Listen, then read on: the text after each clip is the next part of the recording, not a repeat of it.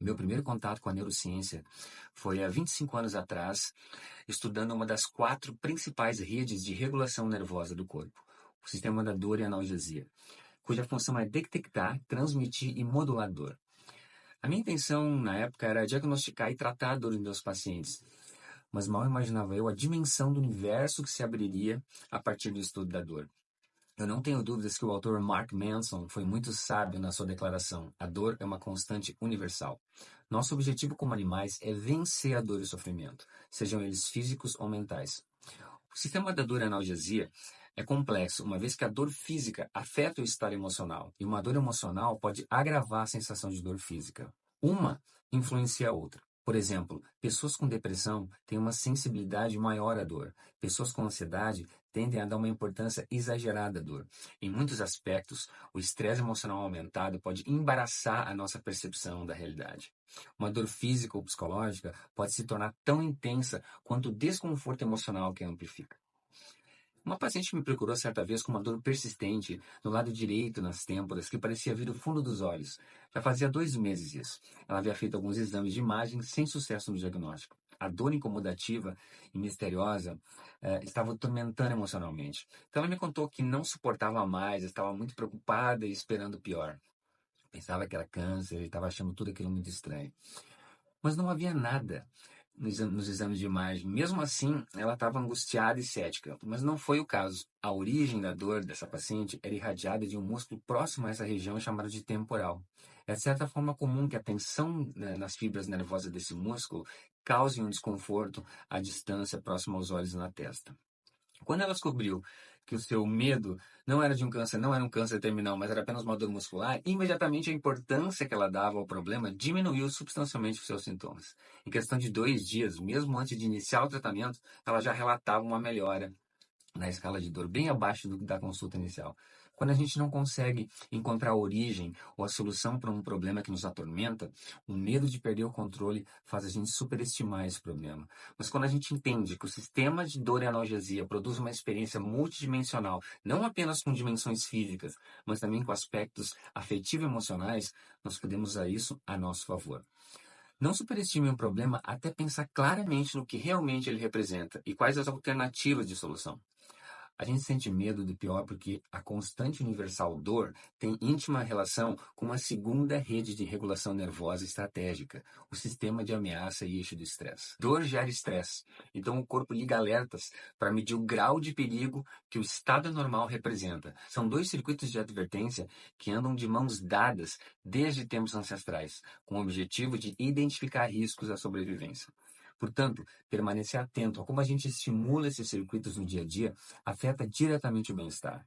Além deles, ainda existem outras 2 redes de regulação nervosa, desta vez associadas a emoções positivas. A mais popular delas é um sistema de busca e recompensa, mediado por um potente neuromodulador chamado de dopamina, responsável pela motivação, prazer, aprendizado. É o que impulsiona os comportamentos exploratórios essenciais à sobrevivência, como, por exemplo, comida, interação social, trabalho, sexo.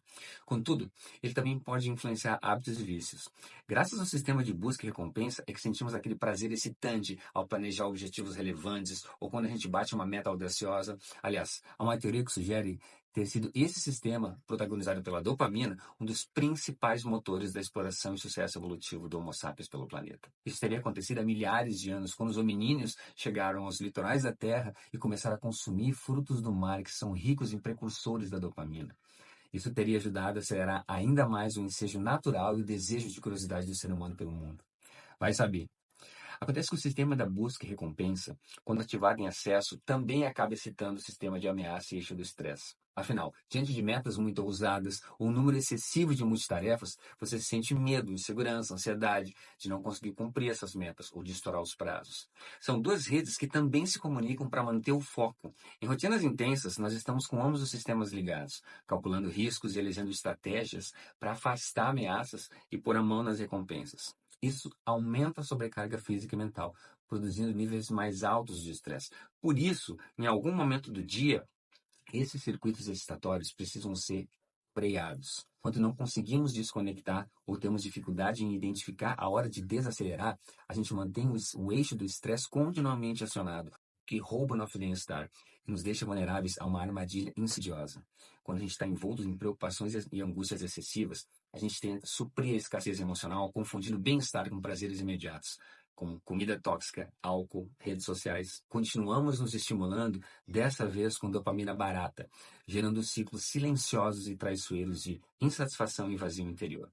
Nós temos duas principais vias dopaminérgicas. A primeira está ligada ao prazer da conquista, através do esforço contínuo, proporcionando satisfação duradoura alinhada ao seu propósito de vida. Já a segunda é voltada para gratificações instantâneas como comida e sexo, gerando prazer imediato, mas passageiro. Ambas as vias são essenciais, porém, quando mal administradas, com rotinas desorganizadas ou hábitos focados apenas na euforia momentânea, inevitavelmente nós seremos perturbados pelo eixo do estresse. Guardadas as proporções, é como algo parecido com um ciclo de um viciado em cocaína. Quanto mais ele usa a droga, mais precisa usar, mudando de êxtase para frustração cada vez mais rápido, saltando do pico do prazer para a dor da escassez o tempo todo. O sistema da busca e recompensa é decisivo para a produtividade, mas, como toda rede reguladora nervosa, precisa ser bem canalizada e, no momento certo, atenuada para dar lugar ao relaxamento. Após um dia cheio, é preciso moderar os circuitos excitatórios do estresse e da recompensa, abrindo espaço para a atuação de uma última e fundamental rede de regulação nervosa, o sistema da calma e do contentamento, projetado para induzir o relaxamento. E aqui que tudo começa a ficar muito interessante. Quando eu comecei a estudar esse sistema, mudou minha vida e a vida dos meus pacientes. O sistema da calma e contentamento proporciona uma satisfação genuína com a vida, ajudando-nos a direcionar o foco para o que já conquistamos, em vez de nos focar no que nós ainda desejamos. Então, isso produz um sentimento de gratidão e bem-estar mais duradouro. Nos tempos de hoje, nós temos negligenciado esse sofisticado mecanismo biológico presente em cada um de nós. Seus mediadores químicos são substâncias extremamente potentes na promoção da tranquilidade, segurança e conexão social. Serotonina, encefalinas e ocitocina. Uma forma de exercitar essas vias neurais é a partir do desenvolvimento do foco da atenção. Mindfulness, atenção plena, é uma estratégia acessível e profundamente transformadora. Contudo, só é possível erguer o pilar do foco da atenção sobre o alicerce de um sono de qualidade. É vital reavaliar estilos de vida que resistem ao relaxamento e substituir padrões disfuncionais enraizados em comportamentos dominados pela dopamina e pela adrenalina. Ao fazer isso, nós abrimos espaço para que a serotonina e a ocitocina também desempenhem seu papel no substrato bioquímico. Elas promovem mais bem-estar e uma profunda conexão. Talvez quando eu mencionei hábitos comportamentais e estilos de vida, o seu sistema de alerta inconsciente tenha disparado uma advertência, do tipo, o que vão querer me tirar? Na verdade, ninguém vai querer lhe tirar nada. Apenas ajustar a intensidade, frequência e duração de alguns certos hábitos e padrões. Hábitos comportamentais que estão profundamente enraizados nas nossas crenças. Nós costumamos achar que certos hábitos são indispensáveis para atingir nossos resultados e o nosso bem-estar. Por exemplo, o escritor Stephen King foi viciado em cocaína durante muito tempo. Acreditava que a droga era a verdadeira responsável pela sua alta produção literária. No entanto, ela o estava destruindo deploravelmente. Stephen King superou o vício com a ajuda da família e continuou sendo um escritor de alta performance criativa. Um enredo similar aconteceu com Eric Clapton, que por muito tempo acreditou que o álcool era quem levava a compor com excelência e produzir o seu sucesso que nós conhecemos tanto. Essa crença lhe trouxe dificuldades pessoais, profissionais, incluindo episódios de isolamento e depressão e muitos problemas de relacionamento. Até que ele conseguiu resolver esse problema e continuou, ou até melhor do que ele era. A característica humana em criar uma perspectiva de dependência produtiva em torno de hábitos comportamentais como instrumentos inegociáveis ao bem-estar é uma inclinação inconsciente. Se forem hábitos produtivos, tudo bem, a gente decola, mas se forem hábitos ou crenças limitantes, podem ser decisivamente trágicos. Por exemplo, graças à cervejinha de todos os dias é que eu consigo relaxar, ou quando eu chego esgotado em casa, tudo que eu preciso é um prato de massa com molho branco. Molho branco pronto e industrializado. Claro, isso são crenças e pressupostos comuns, profundamente limitantes e pouco conscientes. Como diria Morgan Housel, crenças nos impedem de enxergar o mundo com os olhos dos outros. São essas correntes mentais que desejamos romper. Não que você vai viver uma vida de uma freira enclausurada. Aliás, que as freiras me perdoem, mas de vez em quando uma cerveja gelada e um prato de massa são uma questão de sobrevivência. O problema é quando você só sobrevive com eles. Não permita que mais do mesmo restringam os seus resultados. A vida é uma mudança permanente e, a certa altura, aspectos que não se encaixam mais necessariamente precisam ser modificados ou melhorados. Segundo Jane Wardle, autoridade nas pesquisas em hábitos, em média são necessários 66 dias para estabelecer um novo padrão comportamental. Contudo, Wardle também chama a atenção que o período de plasticidade cerebral ou mudança estrutural que consolida esse novo padrão no cérebro pode variar entre 18 e 254 dias.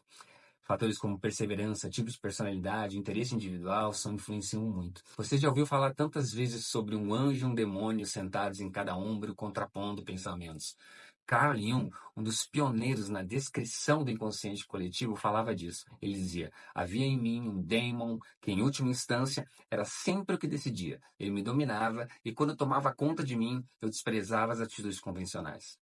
Indiretamente, Jung estava descrevendo o demônio ao pé do ouvido, se aproveitando da fragilidade humana. Alguns compositores modernos também tentaram descrever os conflitos de Jung. Michael Hutchence, da banda In Excess, na canção Devil Inside, ou Demônio Interior, cantava em tom sedutor: Every single one of us is the devil inside. Cada um de nós tem um demônio interior. Antes dele, Roger Waters, do Pink Floyd, já expressava as vozes que nos afligem. Há alguém dentro da minha cabeça que não sou eu. Todos nós lutamos contra vozes e impulsos perambulando na mente. O alento é que nós não estamos sós nessa arena. O princípio da humanidade compartilhada é uma lei pétrea. Somos todos iguais em nossas dores e anseios. Somos aprendizes de uma vida mais plena. Ninguém é melhor que ninguém. Alguns apenas aprendem mais rápido e outros precisam de alguns tombos a mais. Charles Darwin nos provou que todos temos a favor. Ou você se permite a evolução, ou ela lhe tira do jogo em favor de um outro melhor adaptado. Então, durma bem, saiba focar e saiba comer. Esses são os 3 principais aspectos que você deve levar em consideração na sua vida.